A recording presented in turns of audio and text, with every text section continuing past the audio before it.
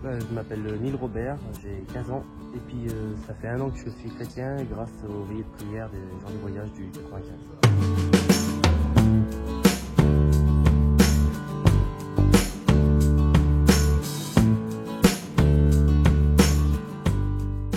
Je fais partie de la communauté des gens du voyage. C'est un mode de vie plus ou moins, une origine aussi. Le pays c'est la France dessus.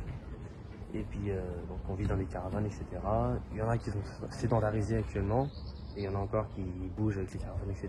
Qui vont à Sainte-Marie de la Mer, à Lourdes, etc. Et puis l'été, on fait les missions, comme on dit.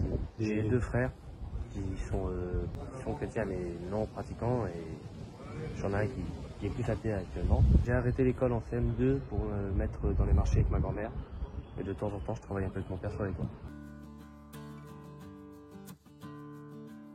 Au début, je ne savais pas du tout qu'il y avait des veillées de prière catholiques chez les gens du voyage.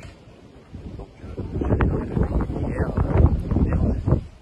et donc j'ai été une fois avec des amis. Ma soeur a parlé, elle dit tous les chrétiens le vivent. Et moi chrétien, je ne savais pas vraiment ce que ça voulait dire. Je croyais que chrétien c'était eux, car chez nous on disait chrétien et puis c'était évangélique, vous voyez. Et puis donc il a dit tous les chrétiens le vivent. J'ai resté assis. Et puis il a dit, il a regardé tout le monde, il a dit c'est ça qui va aller en enfer. Ça m'a assez perturbé, je suis sorti de leur église. Et puis en sortant dehors, j'ai reçu un SMS. Donc il y avait une veillée de prière de gens du voyage catholique dans le 95 à Argenteuil, à Saint-Jean-Marie-Vianney. C'est le mercredi qui est arrivé, donc le lendemain. J'ai pas pu y aller, j'ai été l'autre mercredi d'après, et puis là le Seigneur a bouleversé ma vie. J'ai ressenti une chaleur immense dans mon cœur, etc. Et puis franchement, c'était une très très belle expérience.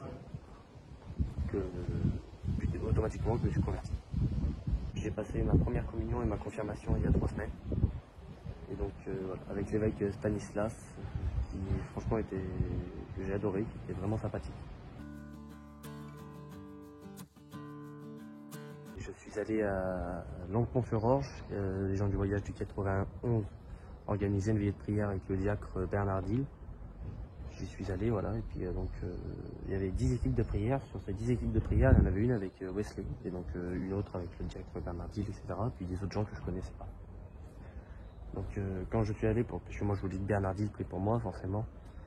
Et donc quand je suis allé, un assistant de Bernard Dill m'a dit va là-bas, donc vers Wesley, etc. Je suis allé, ils ont prié pour moi, et puis donc je suis tombé dans le repos de l'Esprit Saint. C'est une grâce de Dieu, si je peux dire. Et franchement, c'est pas donné à tout le monde en plus. Donc depuis ce temps-là, je suis vraiment encore plus converti. Dès là, j'étais à la messe tous les dimanches. Le chapelet, j'essaye tous les jours de le prier. Et puis la Sainte Vierge, déjà la prière du Je vous salue Marie, c'était une prière que j'adorais déjà en étant petit.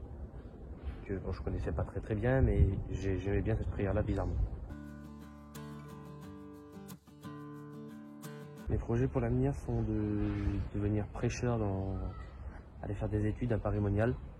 C'est un lieu de formation pour les manuels, donc il y a un regroupement de gens du voyage tous les ans là-bas, 2 fois par an. Et donc là-bas, ils nous forment pour être prêcheurs. Et donc je voudrais devenir prêcheur dans le 95. Il y a 3 ans d'études. Dans Luc 1,37, car rien n'est impossible à Dieu. Parce que vraiment rien n'est impossible à lui. Si vous êtes même à peine dedans, etc., ne rien lâcher, puis vraiment avoir la foi. C'est le plus important, avec la foi on combat tout. Ouvrez votre Bible, vous aurez une réponse.